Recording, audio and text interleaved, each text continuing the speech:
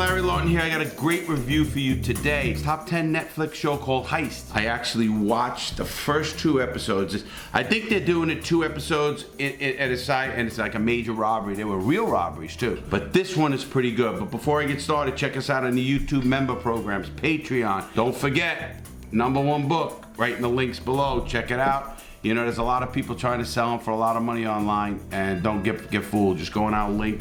We do it. We send them out next day. If you want it signed, you gotta email me beforehand because they go out pretty quick. So, first 2 episodes was a cool heist, and they got away with it. $3.1 million they got away with in 1993 in Las Vegas, Nevada. And how they set this up with the girl and the guy, it's really cool. So you guys are gonna really enjoy it. And check this show out. So I gotta give Netflix a lot of credit for this show as well. Let's look at the show, the opening of the show.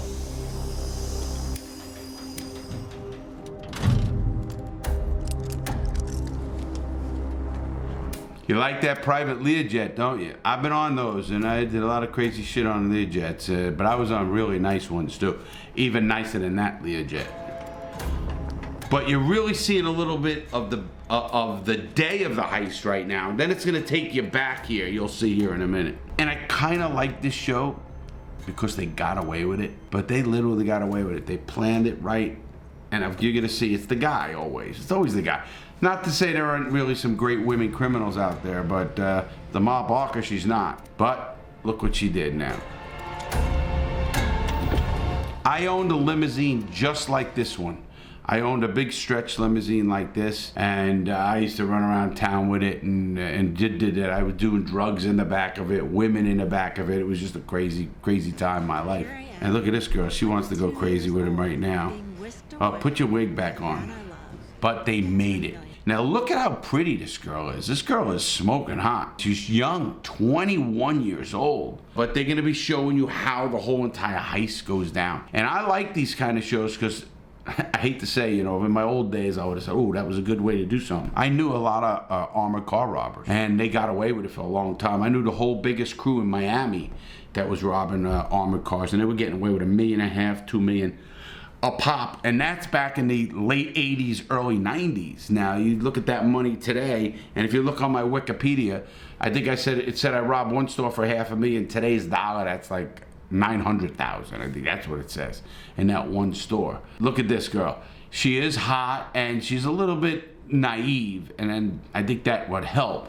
And again, when you see a guy that runs the shit, you're gonna see why. I'm not praising him, and I don't want you to get out there and do crime, but we're doing a heist movie. Chaos is exciting. Chaos is sexy. She falls in love, or I guess she really did fall in love. She's 21 years old. She falls in love with this guy who's an ex-felon who did 23 years in prison. He got out from a life sentence because he killed a guard in 1969. He killed a guard, a Lomas car truck driver, in a heist. But he gets out after 23 years in 1993. He went in 1969, or so he got out in 92, something like that. Anyway, he's crazy, but he hooks in. He gets this very vulnerable girl. And what does he do? Figures out a way. Now, he's a robber. Their first robbery made me laugh. Their first robbery, he doesn't even tell her what he's doing. He says to the girl, come on, get ready, get dressed. You gotta come with me. Comes with him, they go to the back of a mall. He comes out with a strong box, a little box. Gets away with it, and watch what he does. Here he is, he's behind the mall. Comes out with the strong box. And I'm gonna show you what he did, what made me say right off the bat he was a pretty smart guy. Because he knew something, and he knew something. Now, you gotta remember, this time frame, everybody, is my highlight. This is when I was at the height of my power in 1989 to 96. I was running South Florida, bookmaking up and down the state. And now watch this move he pulls here. And I was like, $9,600 watch, that's about right. Look what he does. Did you see that? I had to stop it right there. He threw a $9,600 gold Rolex watch out the window. You know why he said it? That's what's gonna get you caught. It's identifiable. He only wanted the cash. Pretty smart. Well, I didn't have to do that. As you know, I stole jewelry, but I had fences. I used to give Rolexes out as gifts to other criminals, other people I knew, and they knew not to go anywhere because there's serial numbers inside a Rolex, and they'll know right away if it's a stolen Rolex. But he knew that. Now, in this time frame is my highlight. I was in Vegas, who knows, maybe when this was going on. I used to go to Las Vegas every 2 weeks. Every 2 weeks. It was either Las Vegas, Atlantic City, or Paradise Island in the Bahamas. Every 2 weeks, golfing, gambling, having a great time. But he was smart enough to get rid of the item that mattered, and he kept the cash. Now that already shows you're smart. Now, did he learn that in prison? He was a robber already, but a lot of robbers didn't know that. They don't know that if you're not in the jewelry business. I mean, how do you know what to do? But you see how she is? This girl is 21. She's in love with the bad guys. You know, I know this is gonna sound weird. I was 31 years old and had a 19-year-old girl and then a wife. You know, it was just that way, you know. And the younger girls, because this is about the age difference, so this is what made this show maybe like it. He was a criminal and she really wasn't, but she was naive, she was hot, I'm sure she was good in bed and all those other things. And he latched on just like I did. Now, I didn't use my wife like he used her. I didn't need to. I had, you know, what I wanted. So I liked her. I liked her ethic. I liked her, everything about her, the party and everything else. But in this case, with this guy, he's using this girl because his next move is to what? They start running out of the $30,000 that's in the safe. What do you do when you run out of the $30,000 in the safe? We need jobs. And he's like, why don't we get you a security job? She got to go look for a job, so she gets a job at Lomas armored car truck places. They hire her. 21-year-old girl, no experience, but they had to hire women. So they hire her. She doesn't know shit. She can barely drive. I think she got her license 6 months. And they give her a job, and she's driving a truck, delivering and filling ATM machines with 2 other guys in the back of the truck. Once she keeps giving the information to the other guy, he's already developing the plan in his head. What does he do? Starts figuring out. Believe it or not, this brings back memories because my ex-wife worked in a bank. I used to think of ways I could rob that bank. I mean, obviously, you know, it's just something when you have the criminal mind like that, especially as a young age, you know, it's amazing. You just, you process things different.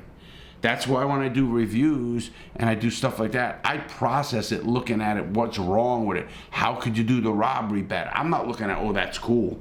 I'm saying, man, that wouldn't work. That's not real. This is fake.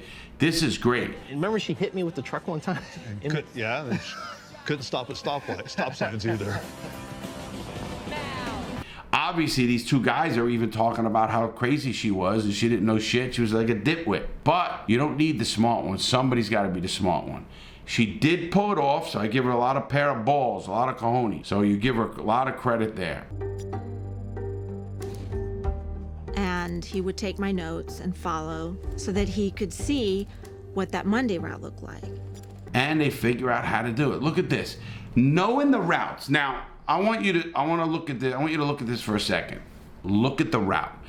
This guy knew every route. He made her run the route multiple times. He did the things you're supposed to do. Who's on the route? Where's the best place to get it? He knew after the first stop, they're only going to bring about $1 million into that first casino, Circus. After that, they still got the half the truck full, which was $3.1 million in unmarked cash. And then having the brains to go rent a warehouse. What a smart idea. Because you have to bring that truck somewhere out of the atmosphere. Because I'll tell you what he didn't do right, and you'll see that in a minute. We knew once I was driving away, we'd have less than an hour before every cop in Vegas was looking for me. The question was how to move millions in cash without anybody noticing. See how he's planned? This guy knows what he's doing. He's got the maps out, the route out, everything. His mistake is they had it all down all the way to Miami. But what he didn't realize is how much the federal government would be on him. When you rob a casino or a bank, it's a federal charge. My robberies, I didn't know how big they were till the end because I ended up getting arrested for Hobbs Act, which is interfering with interstate commerce. A robbery is a fucking robbery. But you can rob McDonald's and they can get it federally because they buy their potatoes in Idaho. And since they get their potatoes in Idaho if they want, the feds can make that a federal crime. People don't know that. They normally won't, but they do. When they want somebody like they wanted me, they made it a federal crime because they knew through my MO that I was going from state to state. So now they know I'm interfering with interstate commerce. In the meantime, we had to figure out what to do with me. How to get from Garage Point to this airplane and beyond without looking like the girl that's probably going to be on the news later that night. What do we do to make myself look the most different? You know, a part of this robbery kind of made me laugh because Loomis is a bunch of idiots. They got a girl on the job for a month and she's driving the truck with really no experience. 21-year-old girl, obviously very easily manipulated, and these two other guys in the back. I mean, she could have did this a lot of different ways too. Think about this. All they had to do, she could have got the whole entire thing done. They're gonna know it's her eventually because they did. She could have put a gas can to knock the two guys out in the back of the truck and got the whole $5 million. The guys that have been out for 2 hours, they only had an hour after this thing, and they're gone. And they did the same getaway, and they would have got another $2 million out of it. So, I mean, they could have made it a lot easier with that kind of an inside person, knowing you're eventually gonna get caught. The biggest robbery, a $5 million robbery in New York at Tiffany's, was done with an inside job. It was a guard like this. They all got caught because they didn't have a fence. I wish they know me, I always say that. I would have gave them $1 million for the whole load, got $2 million, and we all would have been happy and nobody would have got caught. Because they got caught by selling a ring in Harlem up in the hood for $30,000 for crack. Fucking idiots, but that's how people get caught. They don't think of the big picture. I'm the street cop on this trip in Las Vegas. We get the call when people are still crying and sweating and blood is still rolling. Go, go, go. You clear one call, you get another one almost immediately. I like the way they interviewed a Las Vegas detective and the other guy. Get the fuck out of the way. You guys don't know shit. You don't have the money to do anything. You're a Las Vegas. Go get the drunk guys who get out of the casino and start fighting. Because you're not getting these people. Of course the FBI is involved. Once the FBI is involved, guys, you're gonna see. The FBI has all the money in the world. So to get away with the heist, right? They totally get away. The first episode, they get away with the heist. Great, and that's the end of the episode. So it's pretty good. You're gonna wanna watch the second part of this. Now it's them on the run, how they did it, how they're gonna do it, and how what the planning stages, how to get fake passports, how to take jets, how do you get out of the country? It's not as easy as you think. You know, this is 1993, okay? In 2001, it was 9/11. So easier to do things, but you still had to go through customs. But it was easy to get false identification. They didn't check it and stuff like that. I knew guys that can get false driver's licenses and passports and everything else. After 9/11, 2001, I was away. But I heard all the stories how hard it is to do anything now because the feds are on that shit. Not even for the criminals. They're after the terrorists, everybody. That's what they're after. So here we are in the second episode. In part 2, they're on the run.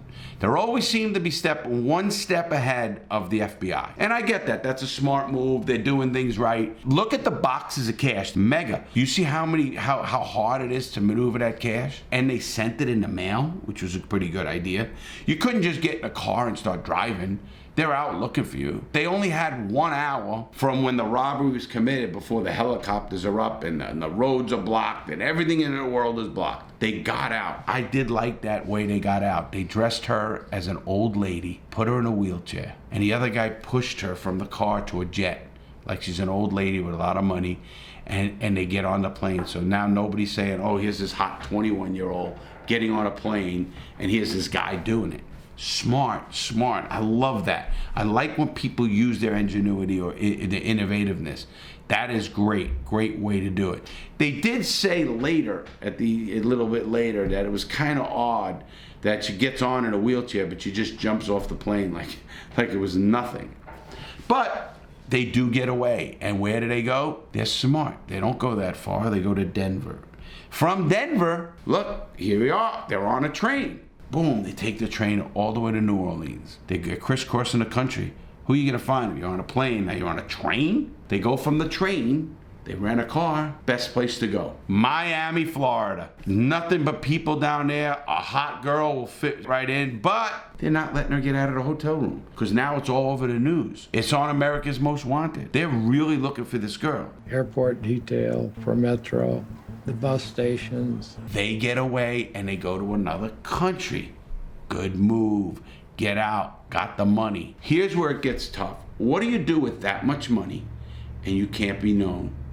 It's hard to spend it, number one. You have to know people, trust people. They're going to know. It's all over Interpol. Did you see how tough the FBI? Did you see that part? The FBI don't fuck around. They put notices out all over the world to their consulates everywhere. Be on the lookout. Listen, this is a slap in the face to people. Robbing, $3.1 million, no guns, nothing. Zippo, nobody gets hurt. You know, to be honest, in the whole thing, what the FBI thought and I thought, I would have whacked her. Listen, I'm only saying if I was a bad guy. But this girl is a 21-year-old girl is a liability. Just kill her. Take all the money and kill her. You know, I mean, this guy was a killer already. He was in for murder already.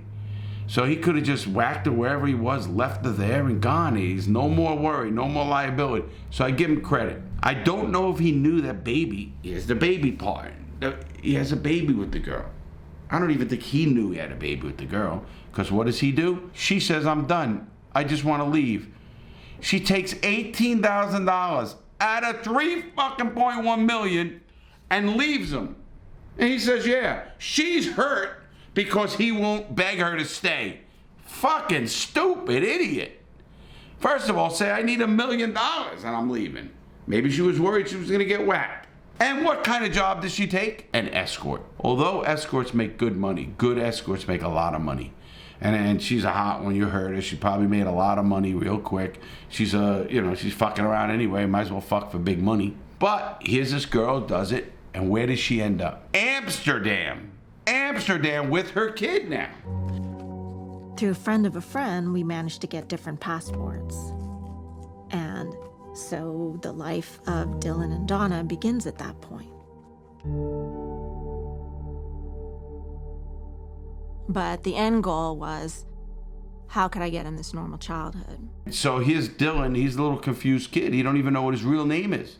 They got fake passports, but guess what happens with a passport? It's up in 10 years. So after 10 years, what do? You need another passport if you're going to go anywhere. Someone wants identification. Where are you going to go? That's your identification. She doesn't have a driver's license because then they're going to want a birth certificate and want everything else. So she uses a passport for identification. So at the end, what does she do? She turns herself in. Now, I know a bunch of guys who were fugitives for justice. And every one of them told me this. Larry, if you're a fugitive, once you're arrested or it's over, it's a major weight lifted off your shoulders. Because running is so hard. I can honestly say when I was caught, even though, I should have quit a long time ago, I was in action with the mob, everybody. When I was caught, it was like I didn't have to look over my shoulder. Who's going to shoot me? Whether it's the mob going to shoot me, the cops going to shoot me? They ended up breaking down the door and doing the helicopters over the fucking house, the whole works. And when I was sitting on that curb, it was kind of like a weight was lifted off my shoulders. So I do understand that. But look at this. Here we are at the end. Look at her sentence.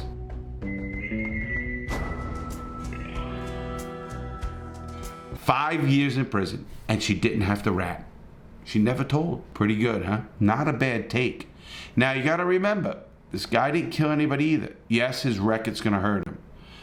But, you don't get caught. Obviously, she thinks he's dead. But you got to remember something. No murders, nothing. Obviously, the laws have changed a lot, and they're getting even people who embezzle billions of dollars. They're putting them away for, mega years. It wasn't like that at one time. If it wasn't a violent offense, nothing happens. And look what the FBI said in this case. Robberies can be very violent. So to do it without anybody getting hurt, there's a certain amount of respect you give to criminals that gives you an edge in locating them. They kind of respect these guys. They figured out how to do this without a gunshot, without a person getting hurt. Obviously, the money is insured. With that said, I'm loving this show. I want you to go to Netflix, check it out. It's called Heist. I think it's a pretty good show. I think you'll like it. I'll look at this next one. We'll probably do another one. A lot of people wanted me to review Heist. Here it is. Anyway, have a great day, everyone. Make good choices. Don't fuck around. Obviously, this is what I used to do. You don't want to do. Please like, subscribe, put it in a playlist, pass it on. Have a great day, everyone. Make good choices. Have fun. See you next time.